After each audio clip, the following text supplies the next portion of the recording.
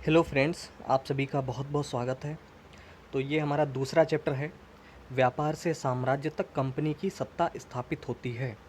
तो इस चैप्टर में हम ये जानेंगे कि कैसे अंग्रेज भारत व्यापार करने के लिए आए थे और उन्होंने अपनी शक्ति इतने स्तर तक बना ली थी कि उन्होंने यहाँ पर शासन करना शुरू कर दिया। तो इसमें हम प्लासी का युद्ध भी देखेंगे, डलहौजी की जो विलय नीति थी राज्य को हड़पने की वो देखेंगे, और टीपू सुल्तान के बारे में जानेंगे। तो काफ़ी इम्पॉर्टेंट चैप्टर है, ये बहुत ज़्यादा इम्पॉर्टेंट है। पिछले चैप्टर में हम लोगों ने तीन जो बंगाल, हैदराबाद और अवध के बारे में पढ़ा था, पहला चैप्टर। तो अगर नहीं देखा तो आप वो देख सकते हैं। और ये बहुत ज़्यादा इम्पॉर्टेंट चैप्टर है, मतलब बहुत इम्पॉर्टेंट, ये पूरी बुक ही इम्पॉर्टेंट है क्योंकि आधुनिक भारत से क्वेश्चन पूछे जाते हैं। तो प्रीलिम्स के लिए और मेंस दोनों के लिए ये इम्पॉर्टेंट है। तो चलिए शुरू करते हैं। मुग़ल बादशाहों में औरंगज़ेब आखिरी शक्तिशाली बादशाह थे। उन्होंने वर्तमान भारत के एक बहुत बड़े हिस्से पर नियंत्रण स्थापित कर लिया था। 1707 में उनकी मृत्यु के बाद, 1707 में इनकी औरंगज़ेब की मृत्यु हुई थी अहमदनगर में, ठीक है, ये आप याद रखिए। तो 1707 में उनकी मृत्यु के बाद बहुत सारे मुग़ल सूबेदार और बड़े बड़े जमींदार अपनी ताकत दिखाने लगे थे। तो औरंगज़ेब की जब मृत्यु हो गई तो उतनी ताकत रही नहीं, मतलब मुग़ल बादशाहों में। तो ये सूबेदार और जमींदार ये सब अपनी ताकत दिखाने लगे थे। उन्होंने अपनी क्षेत्रीय रियासतें कायम कर ली थीं। किन्होंने? सूबेदारों और जमींदारों ने। जैसे जैसे विभिन्न भागों में ताकतवर क्षेत्रीय रियासतें सामने आने लगीं, दिल्ली अधिक दिनों तक प्रभावी केंद्र के रूप में नहीं रह सकी। 18वीं सदी के उत्तरार्ध तक राजनीतिक क्षितिज पर अंग्रेजों के रूप में एक नई ताकत उभरने लगी थी। क्या आप जानते हैं कि अंग्रेज पहल एक छोटी सी व्यापारिक कंपनी के रूप में भारत आए थे और यहाँ के इलाकों पर कब्जे में उनकी ज़्यादा दिलचस्पी नहीं थी। तो शुरुआत में तो वे व्यापार करने के लिए ही आए थे। तो फिर ऐसा कैसे हुआ कि एक दिन वे इस विशाल साम्राज्य के स्वामी बन बैठे? इस अध्याय में आप देखेंगे कि यह कैसे हुआ। यहाँ पर एक चित्र दिया गया है, कैप्टन हडसन द्वारा बहादुर शाह जफ़र और उनके बेटों की गिरफ्तारी। औरंगजेब के बाद कोई मुग़ल बादशाह इतना ताकतवर तो नहीं हुआ था, लेकिन एक प्रतीक के रूप में मुग़ल बादशाहों का महत्व बना हुआ था।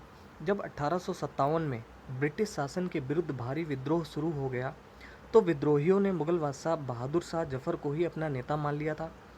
जब विद्रोह कुचल दिया गया तो कंपनी ने बहादुर शाह जफ़र को देश छोड़ने के लिए मजबूर कर दिया और उनके बेटों को जफ़र के सामने ही मार डाला था। तो ये कहानी तो आपको पता होगी कि 1857 की जब क्रांति हुई थी, तो जो विद्रोही लोग थे उन्होंने बहादुर शाह जफ़र, यानी मुग़ल बादशाह थे उस समय, उनको अपना नेता मान लिया था। और जब विद्रोह शांत हुआ तो अंग्रेज़ों ने बहादुर शाह जफ़र को गिरफ्तार कर लिया, रंगून भेज दिया था और उनके बेटों को तो उनके सामने ही मार डाला था। पूर्व में ईस्ट इंडिया कंपनी का आना, ये बहुत इंपॉर्टेंट है, इसको ध्यान से समझिए। यहाँ पर एक चित्र दिया गया है बहुत अच्छा सा, कि जो यूरोप से जो आते थे यात्री, ये अफ्रीका का चक्कर लगाकर तब भारत पहुँचते थे। भारत या पूर्व के देशों में, यहाँ पर आप देख रहे हो ये इनकी यात्राएं बनी हुई हैं। तो और बाद में तो जब सुएज नहर खोल दी गई तो इनका ये रास्ता थोड़ा करीब हो गया था। ओके, 18वीं सदी में भारत आने जाने वाले रास्ते। तो पूर्व में ईस्ट इंडिया कंपनी का आना। सन 1600 में ईस्ट इंडिया कंपनी ने इंग्लैंड की महारानी एलिजाबेथ प्रथम से चार्टर चार्टर अर्थात इजाज़तनामा हासिल कर लिया, जिससे कंपनी को पूर्व से व्यापार करने का एकाधिकार मिल गया।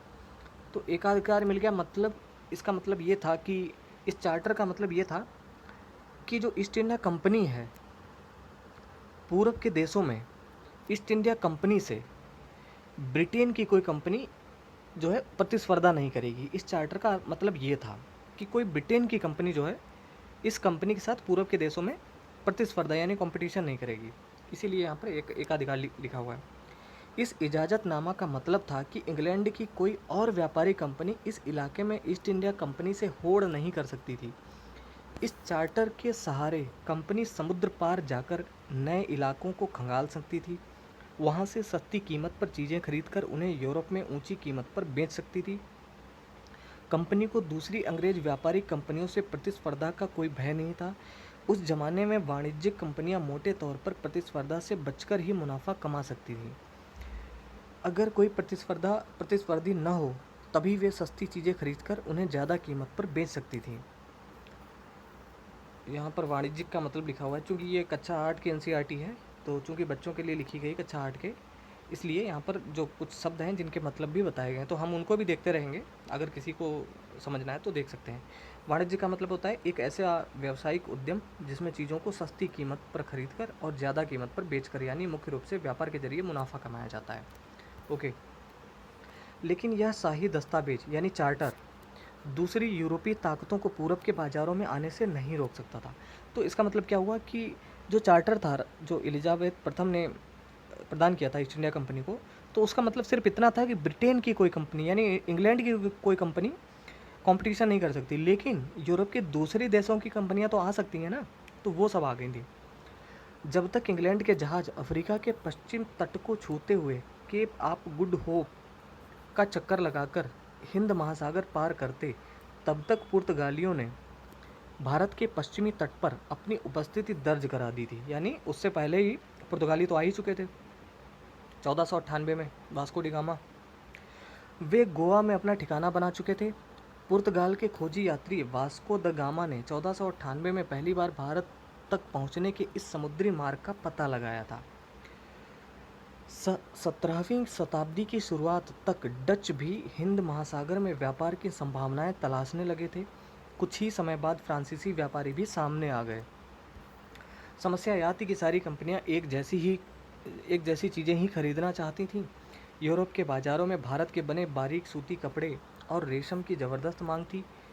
इनके अलावा काली मिर्च, लौंग, इलायची और दालचीनी की भी ज़बरदस्त मांग रहती थी, यानी कि मसालों की मांग थी।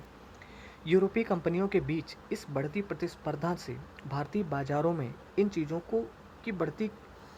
की कीमतें बढ़ने लगीं और उनसे मिलने वाला मुनाफा गिरने लगा।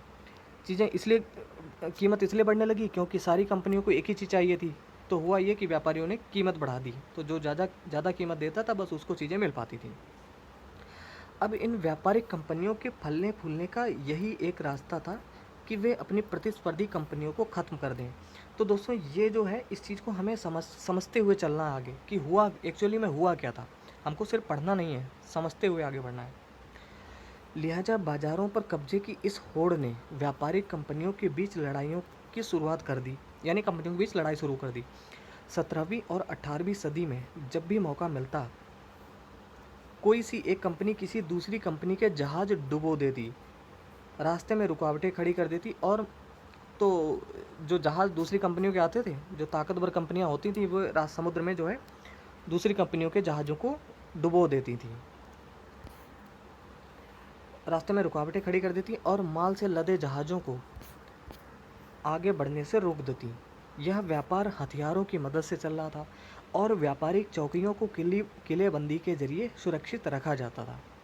अपनी बस्तियों को किले बंद करने और व्यापार में मुनाफा कमाने की इन कोशिशों के कारण स्थानीय शासकों में भी टकराव होने लगे। इस प्रकार व्यापार और राजनीति को एक दूसरे से अलग रखना कंपनी के लिए मुश्किल होता जा रहा था। आइए देखें कि यह कैसे हुआ। ईस्ट इंडिया कंपनी बंगाल में व्यापार शुरू करती है, तो इसको बहुत ध्यान से समझिए। पहली इंग्लिश फैक्ट्री सन 1651 में हुगली नदी के किनारे शुरू हुई। ठीक है, तो कब शुरू हुई थी? 1651 में हुगली नदी के किनारे। कंपनी के व्यापारी यहीं से अपना काम चलाते थे। इन व्यापारियों को उस ज़माने में फैक्टर कहा जाता था। ठीक है, और जब इन्होंने एक जगह बनाई उसको फैक्ट्री कह दिया गया। तो इन व्यापारियों को क्या कहा जाता था? फैक्टर। इस फैक्ट्री में वेयर हाउस था जहां निर्यात होने वाली चीज़ों को जमा किया जाता था। मतलब निर्यात होने वाली जिन चीज़ों को बाहर भेजा जाता था उनको इकट्ठा किया जाता था। यहीं पर उनके दफ्तर थे जिनमें कंपनी के अफसर बैठते थे। जैसे जैसे व्यापार फैला, कंपनी ने सौदागरों और व्यापारियों को फैक्ट्री के आसपास आकर बसने के लिए प्रेरित किया। तो मतलब उन्होंने अंग्रेज़ों ने कहा कंपनी ने कि जो है जहाँ पर हमारा ऑफिस है उसी के आसपास आप अपनी बस्तियाँ बना लो आकर। तो उन्होंने भी वहीं पर आकर बस्तियाँ बना ली थी। 1696 तक कंपनी ने इस आबादी के चारों तरफ एक किला बनाना शुरू कर दिया। 2 साल बाद उसने मुग़ल अफसरों को रिश्वत देकर 3 गाँव की ज़मींदारी भी खरीद ली। उसने मतलब ईस्ट इंडिया कंपनी ने मुग़ल अफसरों को रिश्वत देकर 3 गाँव की जमींदारी भी खरीद ली। इनमें से एक गाँव था कालीकाता था, जो बाद में कलकत्ता बना और आज जो कोलकाता है, ठीक है। अब इसे कोलकाता कहा जाता है। कंपनी ने मुगल सम्राट औरंगजेब को इस बात के लिए भी तैयार कर लिया कि वह कंपनी को बिना शुल्क चुकाए व्यापार करने का फरमान जारी कर दे, यानी कोई टैक्स ना लगाया जाए इन पर। तो इस बात के लिए तैयार कर लिया। फरमान का मतलब होता है एक शाही आदेश। कंपनी ज़्यादा से ज़्यादा रियायतें हासिल करने और पहले से मौजूद अधिकारों का ज़्यादा से ज़्यादा फ़ायदा उठाने में लगी हुई थी। उदाहरण के लिए औरंगजेब के फरमान से कंपनी को ही शुल्क व्यापार का अधिकार मिला था। कंपनी के जो अफसर निजी तौर पर व्यापार चलाते थे उन्हें यह छूट नहीं थी। तो एक बात यहाँ पर आप ध्यान रखिए कि जो औरंगजेब ने जो फरमान जारी करके जो शुल्क मुक्त व्यापार का अधिकार दिया था, वो सिर्फ कंपनी को दिया था। बाकी जो दूसरे अफसर थे कंपनी के, उनको ये अधिकार नहीं मिला था। लेकिन उन्होंने भी शुल्क चुकाने से इनकार कर दिया। मतलब कि जो कंपनी के अफसर थे उन्होंने भी कहा कि नहीं, हमारे अपने निजी व्यापार होगा, उसमें भी हम शुल्क नहीं चुकाएंगे। इससे बंगाल में राजस्व वसूली बहुत कम हो गई। ऐसे में भला बंगाल के नवाब मुर्शीद कुली खान विरोध क्यों न करते। तो मुर्शीद कुली खान के बारे में हमने पिछले अध्याय यानी चैप्टर 1 में पढ़ा था। मद्रास के जहाज़ों से सामान लाती स्थानीय नौकाएं विलियम सिम्पसन द्वारा बनाया गया चित्र 1867 का है ये। तो मद्रास के एक बंदरगाह का यहाँ पर बनाया गया है। व्यापार से युद्धों तक, यह है रॉबर्ट क्लाइव का चित्र। तो कैसे कंपनी व्यापार करने आई थी और फिर युद्ध करने लगी, तो उसको समझिए। और इसके बाद ही हमको समझ में आएगा कि प्लासी का युद्ध हुआ क्यों। तो व्यापार से युद्धों तक 18वीं सदी की शुरुआत में कंपनी और बंगाल के नवाबों का टकराव काफ़ी बढ़ गया था। औरंगजेब की मृत्यु के बाद बंगाल के नवाब अपनी ताकत दिखाने लगे। उस समय दूसरी क्षेत्रीय ताकतों की स्थिति भी ऐसी ही थी। मुर्शीद कुली खान के बाद अली वर्दी खान, तो मुर्शीद कुली खान के बाद कौन नवाब बना था? अली वर्दी खान। और उसके बाद सिराजुद्दौला बंगाल के नवाब बने। तो ये क्रम आप याद रखिए। तो मुर्शीद कुली खान, फिर अली वर्दी खान, उसके बाद सिराजुद्दौला। ये सभी शक्तिशाली शासक थे। उन्होंने कंपनी को रियायतें देने से मना कर दिया। यानी ये जो नवाब थे, मुर्शीद कुली खान, अली वर्दी खान, सिराजुद्दौला, इन्होंने ईस्ट इंडिया कंपनी से कहा कि हम आपको रियायतें नहीं दे पाएंगे। व्यापार का अधिकार देने के बदले कंपनी से नजराने मांगे। उसे सिक्के ढालने का अधिकार नहीं था और उसकी किलेबंदी को बढ़ाने से रोक दिया। कंपनी पर धोखाधड़ी का आरोप लगाते हुए उन्होंने दलील दी कि उसकी वजह से बंगाल सरकार की राजस्व वसूली कम होती जा रही है और नवाबों की ताकत कमज़ोर पड़ रही है। कंपनी टैक्स चुकाने को तैयार नहीं थी। उसके अफसरों ने अपमानजनक चिट्ठियां लिखी और नवाबों व उनके अधिकारियों को अपमानित करने का प्रयास किया। तो ये प्रयास किया ईस्ट इंडिया कंपनी ने, क्योंकि जो सिराजुद्दौला, मुर्शीद कुली खान, अली वर्दी खान जैसे जो वहाँ के नवाब थे, उन्होंने विरोध किया कंपनी का कि भाई देखो, हम यहाँ पर जो है ज़्यादा छूट आपको नहीं दे सकते, क्योंकि राजस्व कमी हो रही है, हमारा दूसरे काम जो है वो नहीं चल पा रहे हैं और हमारी ताकत जो है कम होती जा रही है। तो फिर हुआ ये कि कंपनी के जो अफसर थे उन्होंने उनको ख़राब ख़राब चिट्ठियाँ लिखी, उसमें गाली गलौज लिख कर भेजा, उनको अपमानित किया। कंपनी का कहना था कि स्थानीय अधिकारियों की बेतुकी मांगों से कंपनी का व्यापार तबाह हो रहा है। व्यापार तभी फल फूल सकता है जब सरकार शुल्क हटा ले। कंपनी को इस बात का भी यकीन था कि अपना व्यापार फैलाने के लिए उसे अपनी आबादी बढ़ानी होगी, गांव खरीदने होंगे और किलों का पुनर्निर्माण करना होगा। ये टकराव दिनों दिन गंभीर होते गए। अंततः इन टकरावों की परिणति प्लासी के प्रसिद्ध युद्ध के रूप में हुई। तो अब एक चीज़ आपको क्लियर हो गई होगी कि आखिर प्लासी का युद्ध हुआ क्यों था। तो उसकी वजह यही थी कि ईस्ट इंडिया कंपनी और बंगाल के नवाबों के बीच जो टकराव हुआ, उसी वजह से प्लासी का युद्ध हुआ। तो अब हम जानेंगे कि प्लासी का युद्ध क्यों हुआ। यहाँ पे लिखा हुआ है कठपुतली।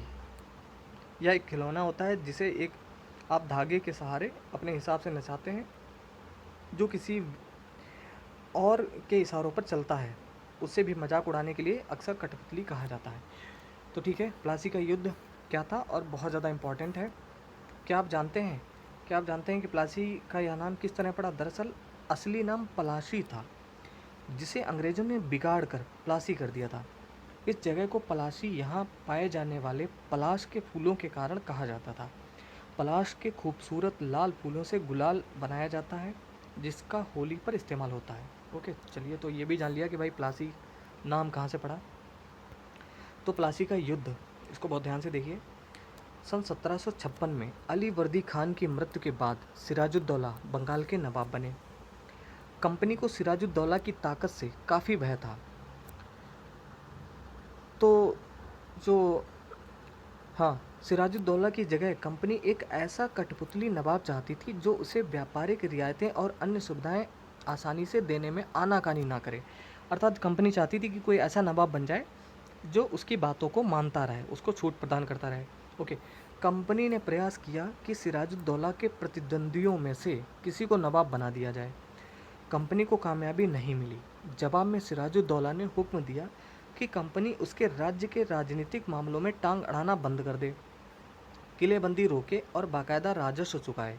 तो ये किसने हुक्म दिया? सिराजुद्दौला ने। कंपनी को आदेश दिया कि भाई हमारे आपसी मामलों में तुम टांग मत अड़ाओ और चुपचाप अपना जो टैक्स दे रहे हो वो चुकाते रहो और अपनी किलेबंदी रोको।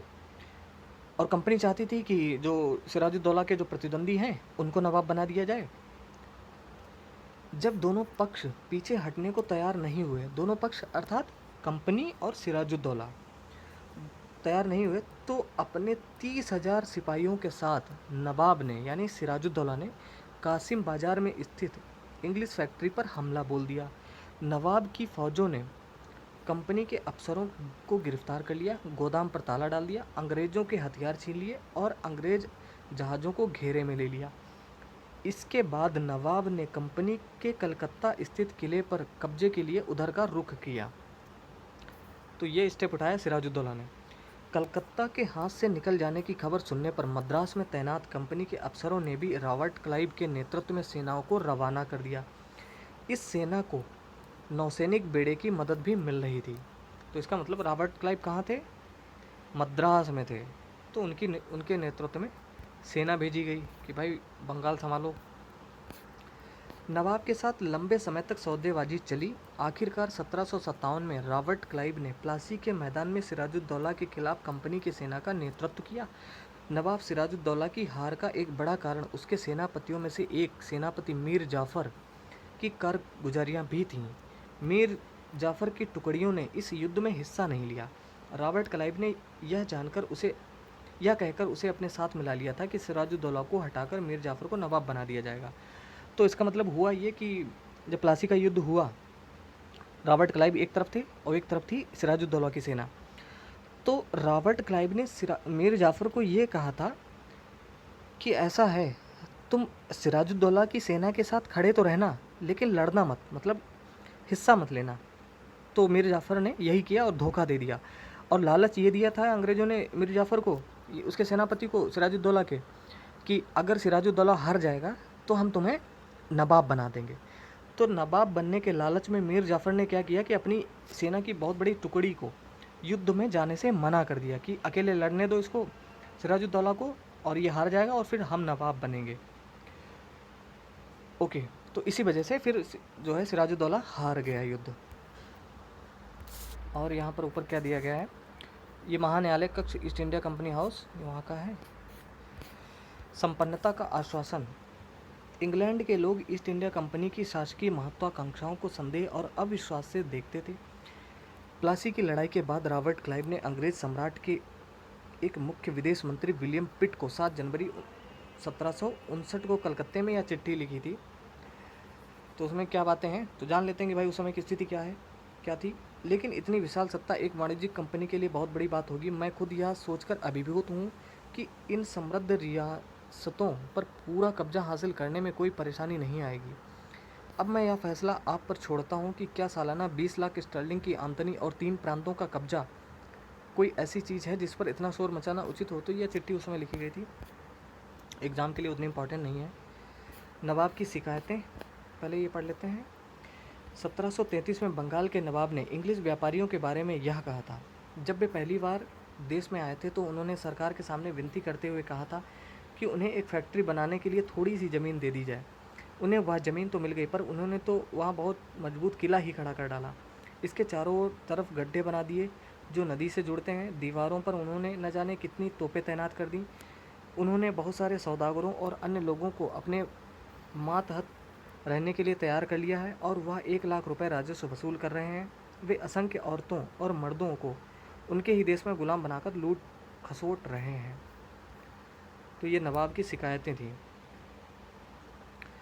प्लासी की जंग इसलिए महत्वपूर्ण मानी जाती है क्योंकि भारत में यह कंपनी की पहली बड़ी जीत थी।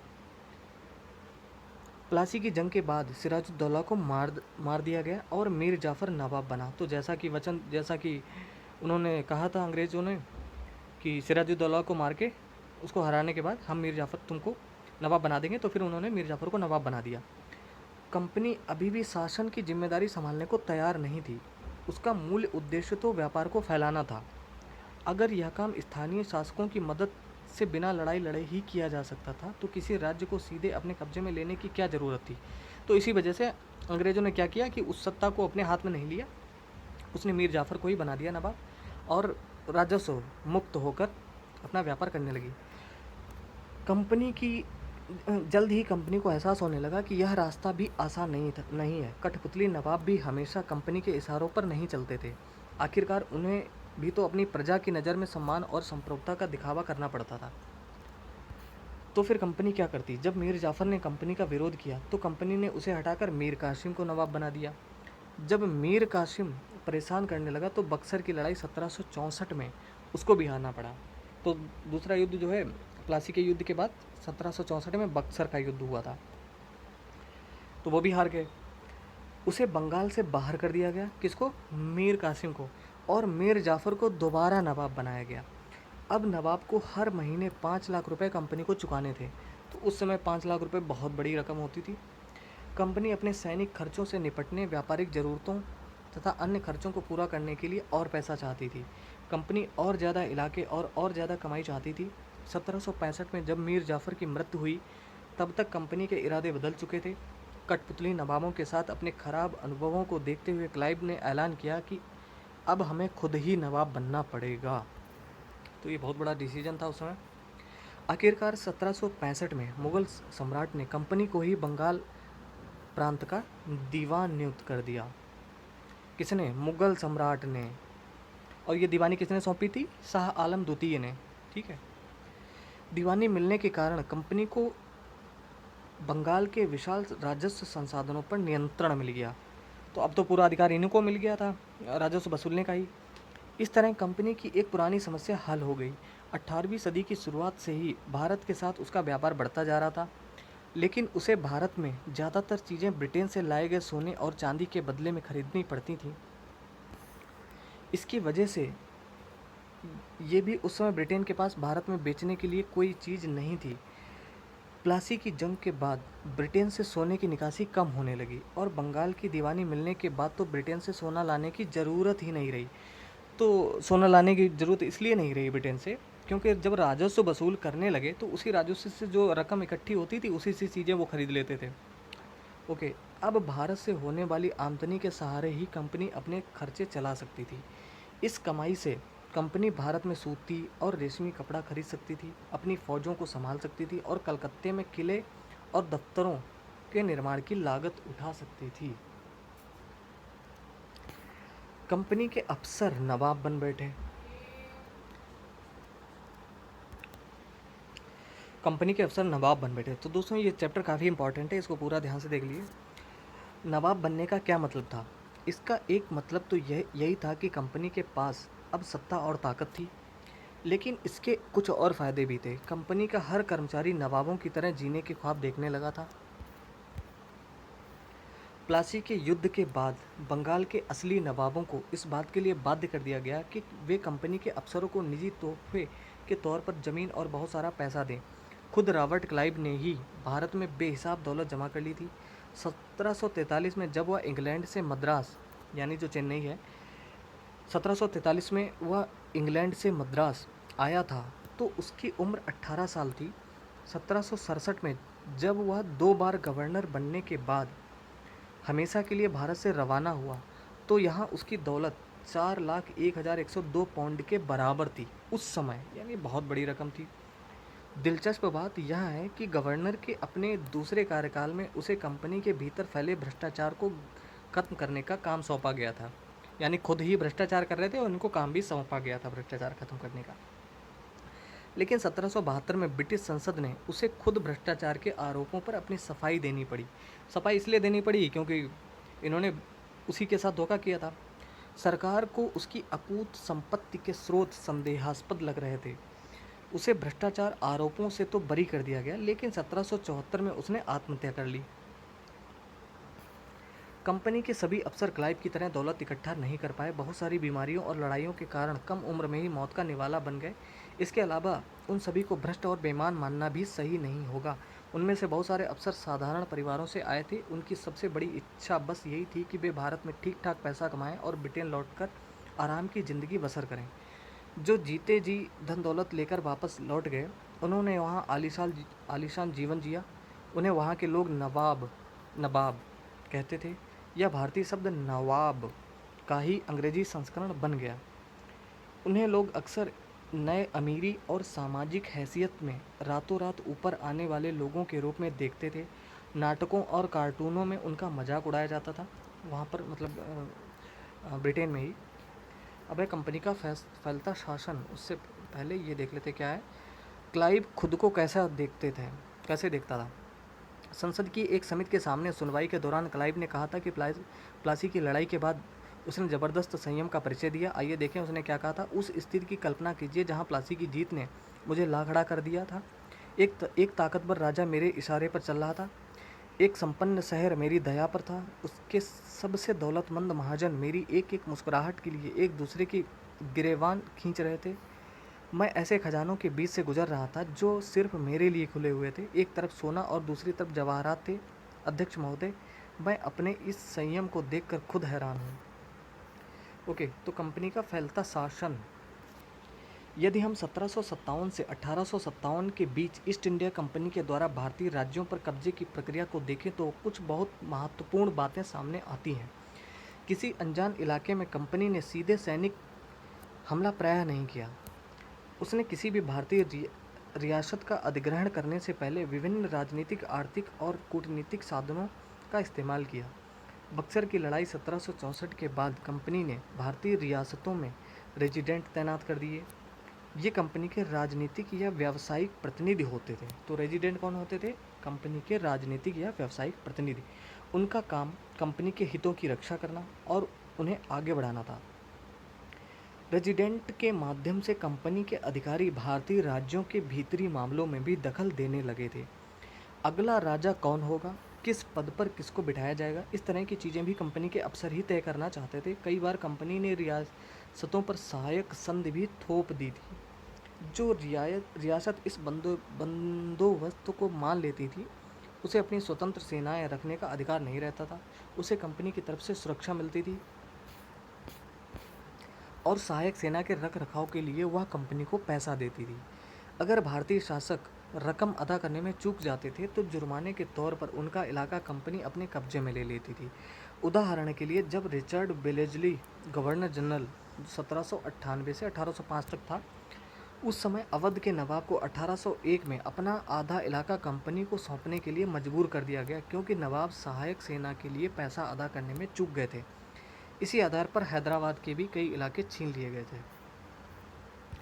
रेजिडेंट की क्या ताकत थी, और यहाँ पे दिया गया है। अपने बेटों और ब्रिटिश रेजिडेंट के साथ खड़े नवाब शुजाउद्दौला।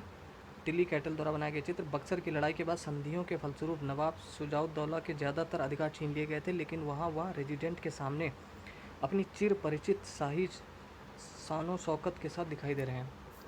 रेजिडेंट की ताकत क्या होती थी? कंपनी द्वारा नियुक्त किए गए रेजिडेंट्स के बारे में स्कॉटलैंड के प्रसिद्ध अर्थशास्त्री और राजनीतिक दार्शनिक जेम्स मिल ने यह कहा था। अच्छा, जेम्स मिल का नाम हम लोगों ने पहले चैप्टर में भी पढ़ा था। दरअसल रेजिडेंट रियासत का राजा होता है। हम उसे हस्तक्षेप की मनचाही निषेधाज्ञा के तहत काम करने की छूट देते हैं। जब तक स्थानीय राजा पूरी तरह अधीनस्थ रहता है और रेजिडेंट यानी ब्रिटिश सरकार के माफिक काम करता है, तो चीज़ें आराम से चलती रहती हैं। शासन के कामों में रेजिडेंट की दखलंदाजी के बिना सब कुछ चल जाता है। जब भी कुछ अलग तरह का घटता है, जब भी राजा कोई ऐसा रास्ता अपनाता है जिसे ब्रिटिश सरकार गलत मानती है, तो टकराव और उथल पुथल पैदा हो जाती है। ये जेम्स मिल ने कहा था 1832 में। निषेधाज्ञा मतलब निर्देश, अधीनस्थता मतलब दब्बूपन। अब है टीपू सुल्तान, शेर मैसूर। जब कंपनी को अपने राजनीतिक और आर्थिक हितों पर खतरा दिखाई दिया तो कंपनी ने प्रत्यक्ष सैनिक टकराव का रास्ता भी अपनाया। दक्षिण भारतीय राज्य मैसूर के उदाहरण से यह बात समझी जा सकती है। हैदर अली, जिनका शासन काल 1761 से 1782 तक था, और उनके विख्यात पुत्र टीपू सुल्तान। तो टीपू सुल्तान किनके पुत्र थे? हैदर अली के। टीपू सुल्तान का शासनकाल था 1782 से 1799 में। जैसे शक्तिशाली शासकों के नेतृत्व में मैसूर काफ़ी ताकतवर हो चुका था। मालाबार तट पर होने वाला व्यापार मैसूर रियासत के नियंत्रण में था, जहां से कंपनी काली मिर्च और इलायची खरीदती थी। 1785 में टीपू सुल्तान ने अपनी रियासत में पड़ने वाले बंदरगाहों से चंदन की लकड़ी, काली मिर्च और इलायची का निर्यात रोक दिया। सुल्तान ने स्थानीय सौदागरों को भी कंपनी के साथ कारोबार करने से रोक दिया था। टीपू सुल्तान ने भारत में रहने वाले फ्रांसीसी व्यापारियों से घनिष्ठ संबंध विकसित किए और उनकी मदद से अपनी सेना का आधुनिकीकरण किया। सुल्तान के इन कदमों से अंग्रेज आग बबूला हो गए, यानी नाराज हो गए। उन्हें हैदर अली और टीपू सुल्तान बहुत महत्वाकांक्षी, घमंडी और खतरनाक दिखाई देते थे। अंग्रेजों को लगता था कि ऐसे राजाओं को नियंत्रित करना और कुचलना जरूरी है। फलस्वरूप मैसूर के साथ अंग्रेजों की 4 बार जंग हुई। तो 4 अंग्रेज मैसूर युद्ध हुए, ये सब आपको पता होने चाहिए और ज़रूर कई बार पूछे जा चुके हैं एग्जाम में। तो 4 अंग्रेज मैसूर युद्ध हुए, 1767 से 69, 80 से 84, 90 से 92 और 99 में हुआ। श्रीरंगपट्टम की आखिरी जंग में कंपनी को सफलता मिली। अपनी राजधानी की रक्षा करते हुए टीपू सुल्तान मारे गए और मैसूर का राजकाज पुराने बोडियार राजवंश के हाथों में सौंप दिया गया। इसके साथ ही मैसूर पर भी सहायक संधि थोप दी गई। यहाँ पे क्या दिया गया है? टीपू के बेटों को बंधक के रूप में कार्नवालिस के सामने पेश किया जा रहा है। डेनियल आर्म द्वारा चित्रित 1793। तो टीपू सुल्तान के बेटों को बंधक बना लिया गया था। कंपनी की फौजों को हैदर अली और टीपू सुल्तान ने कई बार युद्ध में हराया था। किसने? सुल्तान ने। लेकिन 1792 में मराठों, हैदराबाद के निजाम और कंपनी की संयुक्त फौजों के हमले के बाद टीपू सुल्तान को अंग्रेज़ों से संधि करनी पड़ी। इस संधि के तहत उनके 2 बेटों को अंग्रेज़ों ने बंधक के रूप में अपने पास रख लिया। तो ब्रिटिश चित्रकारों को ऐसे दृश्यों की तस्वीर बनाने में मज़ा आता था जिनमें अंग्रेज़ों की सत्ता की विजय दिखाई जाती थी। टीपू की कहानियाँ। राजाओं की छवि अक्सर जनश्रुतियों से भी बनती हैं। प्रचलित किस्सों में उनकी ताकत का खूब यशगान किया जाता है। 1782 में मैसूर के राजा बने टीपू सुल्तान के बारे में कहा जाता है कि एक बार वे अपने फ्रांसीसी दोस्त के साथ जंगल में शिकार खेलने गए। वहाँ एक शेर उनके सामने आ गया। उनकी बंदूक ने मौके पर साथ नहीं दिया और कटार भी ज़मीन पर गिर गई। फिर भी टीपू ने निहत्थे ही शेर का मुकाबला किया और आखिरकार कटार उठा ली। अंत में उन्होंने शेर को मार गिराया। इसी के बाद उन्हें शेर मैसूर कहा जाने लगा। उनके राजसी झंडे पर भी शेर की तस्वीर होती थी। तो ये चित्र है टीपू सुल्तान शेर से लड़ते हुए। टीपू का खिलौना शेर। यह टीपू के एक विशालकाय मशीनी खिलौने की तस्वीर है। इसमें यह नकली शेर एक यूरोपीय सिपाही को दबाए हुए है। अच्छा, ये यूरोपीय सिपाही को दबाए हुए है। जब इसका हैंडल घुमाया जाता था तो नकली शेर दहाड़ता था और सिपाही के भीतर से चीख की आवाज़ें आती थीं। अब यह खिलौना शेर लंदन स्थित विक्टोरिया एंड अल्बर्ट म्यूजियम में रखा है। 4 मई 1799 को जब अपनी राजधानी श्रीरंगपट्टम की रक्षा करते हुए टीपू सुल्तान की मृत्यु हो गई तो अंग्रेज इस खिलौने को भी अपने साथ ले गए।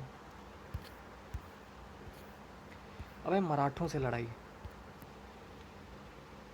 18वीं शताब्दी के आखिर में कंपनी मराठों की ताकत को भी काबू और ख़त्म करने के बारे में सोचने लगी थी। 1761 में पानीपत की तीसरी लड़ाई के हार के बाद दिल्ली से देश का शासन चलाने का मराठों का सपना चूर चूर हो गया। उन्हें कई राज्यों में बांट दिया गया। इन राज्यों की बागडोर सिंधिया, होलकर, गायकवाड़ और भोसले जैसे अलग अलग राजवंशों के हाथों में थी।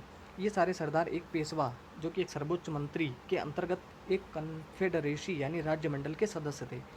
पेशवा इस राज्य मंडल का सैनिक और प्रशासकीय प्रमुख होता था और पुणे में रहता था। महादजी सिंधिया और नाना फडणवीस 18वीं सदी के आखिर के 2 प्रसिद्ध मराठा योद्धा और राजनीतिज्ञ थे। कन्फेडरेसी का मतलब होता है गठबंधन, यहाँ पे लिखा हुआ है। एक के बाद एक कई युद्धों में कंपनी ने मराठों को घुटने टेकने पर मजबूर कर दिया। पहला युद्ध 1782 में साल्वाई संधि के साथ खत्म हुआ, जिसमें कोई पक्ष नहीं जीत पाया।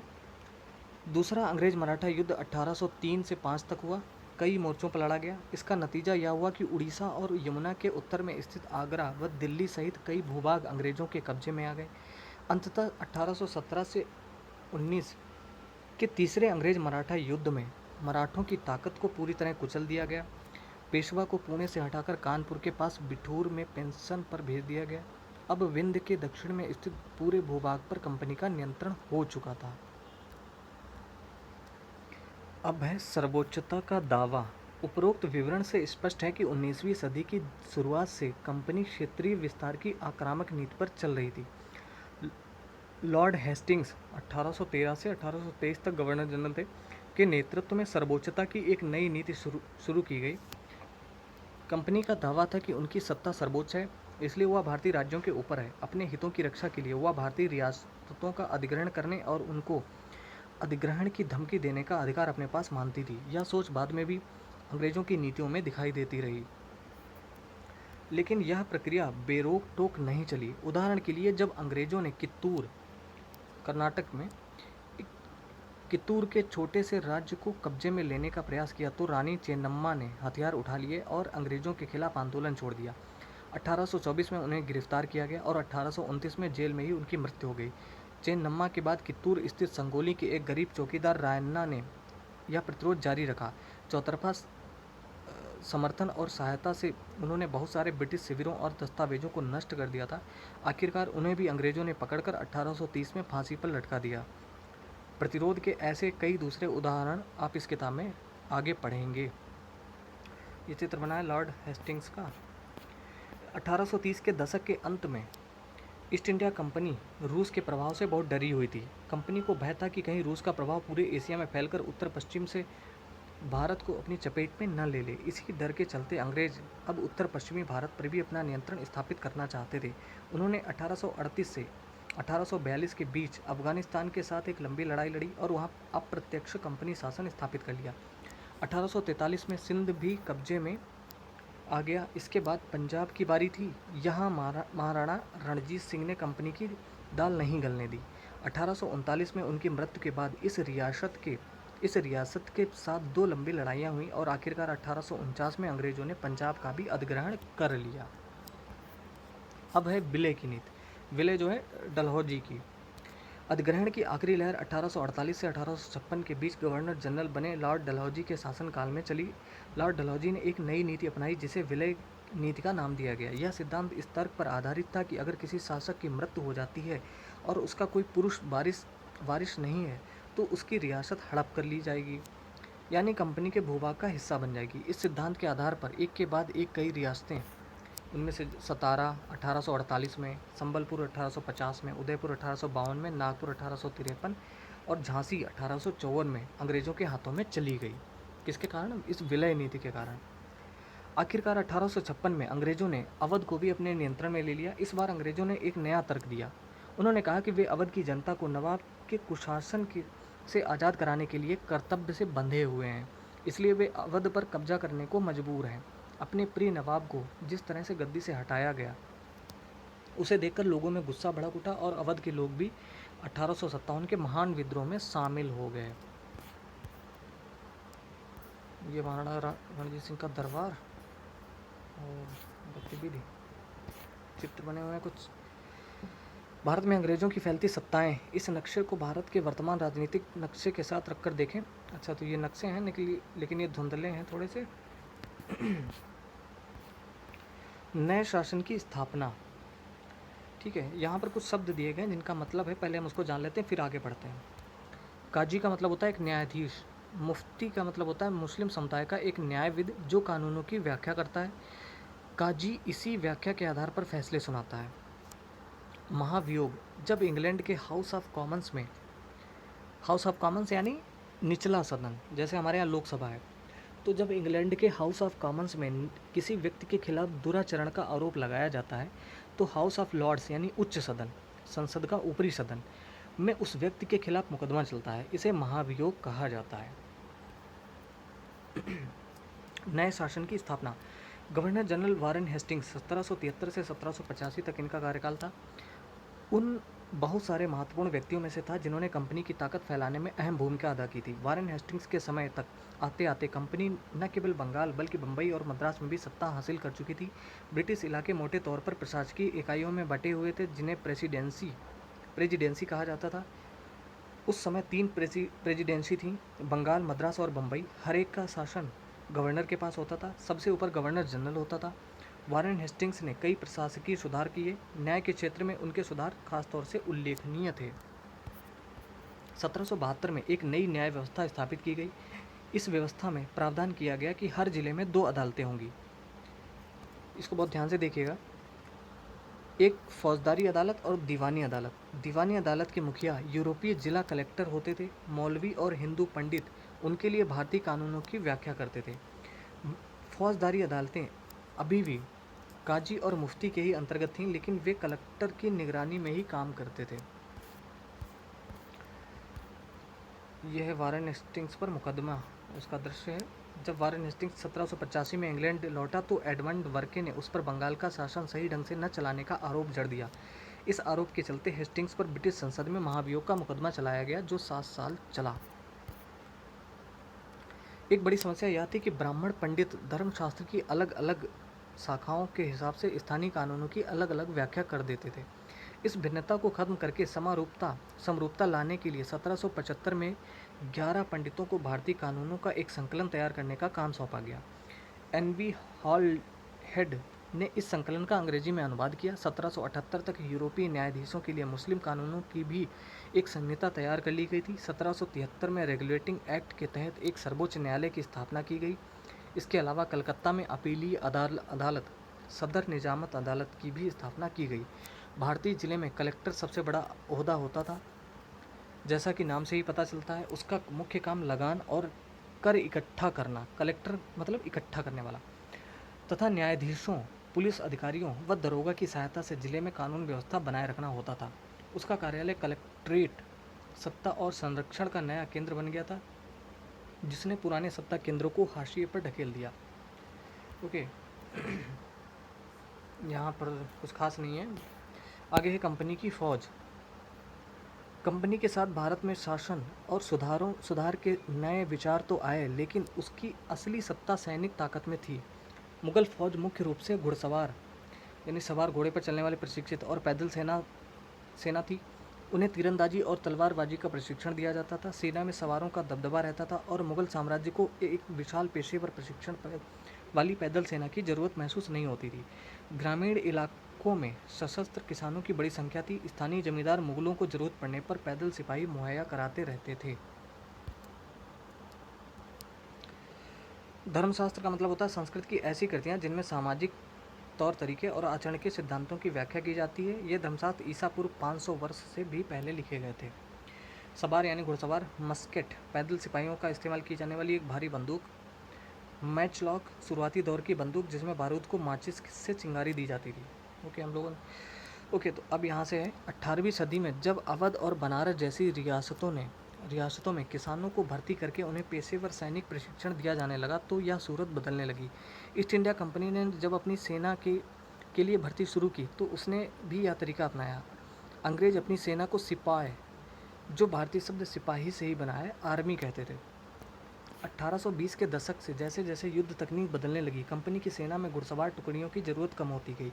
इसकी वजह यह थी कि ब्रिटिश साम्राज्य बर्मा, अफगानिस्तान और मिस्र में भी लड़ रहा था, जहां सिपाही मस्केट, तोड़ेदार बंदूक और मैचलाक से लैस होते थे। कंपनी की सेना के सिपाहियों को बदलती सैनिक आवश्यकताओं का ध्यान रखना पड़ता था और अब उनकी पैदल टुकड़ी ज़्यादा महत्वपूर्ण होती जा रही थी। 19वीं सदी की शुरुआत में अंग्रेज एक समरूप सैनिक संस्कृति विकसित करने लगे थे।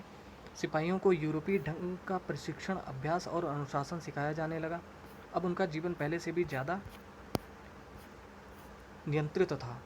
इस कोशिश में कभी कभी समस्याएं भी आ जाती थीं, क्योंकि पेशेवर सिपाहियों की सेना खड़ा करने के चक्कर में अंग्रेज कई बार जाति और समुदाय की भावनाओं को नज़रअंदाज कर देते थे।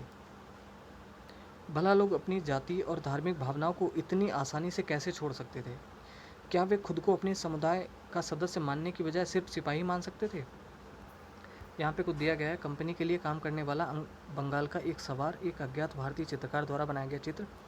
मराठों और मैसूर के साथ युद्धों के बाद कंपनी को अपनी घुड़सवार टुकड़ियों को मजबूत करने की अहमियत समझ में आने लगी थी। सिपाही क्या महसूस करते थे? अपने जीवन और अपनी पहचान यानी वे कौन हैं, इस बात के एहसास में जो बदलाव आ रहे थे, उनको सिपाहियों ने किस तरह देखा? 1857 का विद्रोह हमें सिपाहियों की इस दुनिया की झलक दिखाता है। इस विद्रोह के बारे में आप अध्याय 5 में पढ़ेंगे, यानी 1857 का विद्रोह, जो कि चैप्टर नंबर 5 में होगा, आगे पढ़ा जाएगा। निष्कर्ष: ईस्ट इंडिया कंपनी एक व्यापारिक कंपनी से बढ़ते बढ़ते एक भौगोलिक औपनिवेशिक शक्ति बन गई। 19वीं सदी की शुरुआत में नई भाप तकनीक के आने से यह प्रक्रिया और तेज हो गई। तब तक समुद्र मार्ग से भारत पहुंचने में 6 से 8 महीने का समय लग जाता था। भाप से चलने वाले जहाज़ों ने यह यात्रा 3 हफ्ते में समेट दी। इसके बाद तो ज़्यादा से ज़्यादा अंग्रेज और उनके परिवार भारत जैसे दूर देशों में आने लगे। 1857 तक भारतीय उपमहाद्वीप के 63% भूभाग और 78% आबादी पर कंपनी का सीधा शासन स्थापित हो चुका था। देश के शेष भूभाग और आबादी पर कंपनी का अप्रत्यक्ष प्रभाव था। इस प्रकार व्यावहारिक स्तर पर ईस्ट इंडिया कंपनी पूरे भारत को अपने नियंत्रण में ले चुकी थी। ओके, अब है अन्यत्र, छोटा सा ये भी देख लेते हैं। दक्षिण अफ्रीका में दास व्यापार। डच व्यापारी 17वीं सदी में दक्षिण अफ्रीका पहुंचे। जल्द ही दास व्यापार शुरू हो गया। लोगों को बंधक बनाकर जंजीरों में बांधकर दास बाजारों में बेचा जाने लगा। 1834 में दास प्रथा के अंत के समय दक्षिण अफ्रीका के दक्षिणी सिरे पर स्थित केप में निजी स्वामित्व में दासों की संख्या 36,774 थी। 1824 में केप आने वाले एक यात्री ने वहां होने वाले नीलामी का आंखों देखा ब्यौरा प्रस्तुत किया है। यह मालूम होने पर कि पशुओं और कृषि उत्पादों की नीलामी होने वाली है, हमने अपनी गाड़ी नए बैल खरीदने के लिए रोक ली। नीलामी के माल में एक स्त्री, दास और उनके 3 बच्चे थे। किसानों ने पशुओं के समान ही उन्हें परखा। उन्हें अलग अलग खरीदारों को बेच दिया गया। माँ ने चिंता, वेदना और आंसू भरी आंखों से बच्चों की तरफ देखा। दुखी बच्चे व्याकुल माँ बाप से चिपक गए। यह दृश्य दिल को पिघलाने वाला था। इसके विपरीत मौजूद दर्शकों के चेहरे हंसते हुए एवं असंवेदनशील थे। तो ऐसी स्थिति थी। तो दोस्तों, ये चैप्टर ख़त्म हो गया। काफ़ी बड़ा चैप्टर था, इम्पॉर्टेंट भी था चीज़ों को समझने के लिए। अब इसके बाद अगर आप जब भी जो बंगाल की स्थिति क्या थी उसके बारे में जब पढ़ेंगे, या वो प्लासी का युद्ध या बक्सर युद्ध पढ़ेंगे, तो एक एक चीज़ क्लियर हो जाएगी कि उसके पीछे की घटना हुई क्या थी। तो दोस्तों, अगर ये चैप्टर आपको अच्छा लगा हो तो प्लीज़ इसको लाइक करें और इस चैनल को सब्सक्राइब करें। ये वीडियो देखने के लिए बहुत बहुत धन्यवाद। आपका दिन शुभ हो।